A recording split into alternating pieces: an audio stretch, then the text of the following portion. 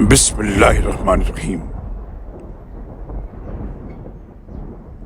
اخوان یوسف کہنے لگے اگر اس نے چوری کی ہے تو اس سے بیشتر اس کا بھائی یوسف بھی چوری کر چکا ہے۔